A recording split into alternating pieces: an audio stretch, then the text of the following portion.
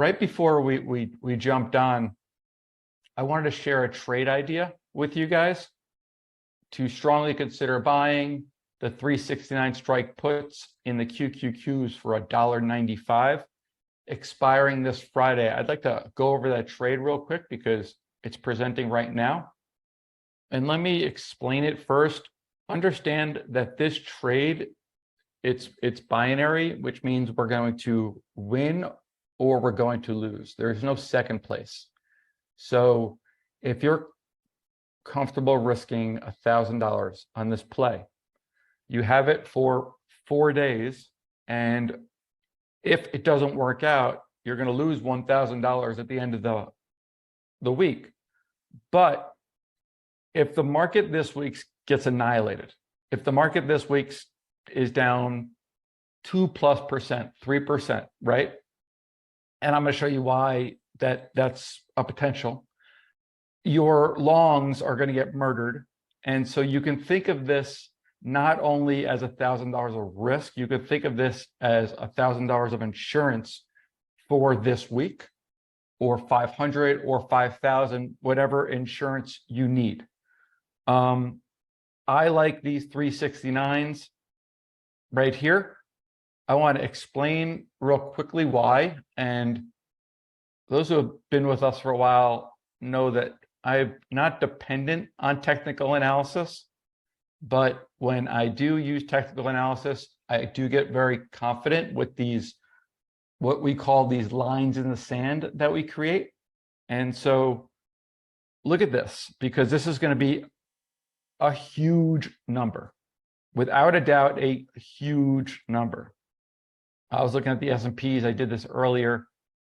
You will be better than anyone at technical analysis, in my opinion, if you just focus on daily highs and lows, weekly highs and lows, monthly highs and lows. QQQ, okay? Right now we're taking out the lows. So let's go before this. Last week's low is last week's low is 371.53. And now we're going to take out our lows by, well, I'm writing this, so I'm going to just write that, 372. 1, 2, 3, 4 weeks. The high is 372. 372.01. Again, this is, put 4 weeks in here, just like I did with the S&Ps. 4 weeks. And then we got the high of 372.01, right? And then we got the week before that, 370.49. This week, forget that thing. The high here, 372.85. So this is your line in the sand. Okay, that's a really, it's a weekly band and line in the sand. And the same thing you can do with the S&P futures, which I've already done. 45.17, 4,500, 44.93, 40. So I think you can use S&Ps and just relate it back to the Qs. I think you're fine. I think the Qs are expensive as shit, and they're going to be more volatile anyway. 4,500, use like 44.95 in the S&P futures. There's going to be support, and we are going to bounce at that level.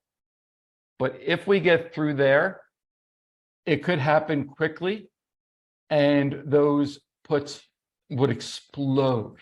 Those QQQ puts would absolutely explode. So for those reasons, and that we're all net long in our retirement accounts, it makes a heck of a lot of sense for me and probably for you.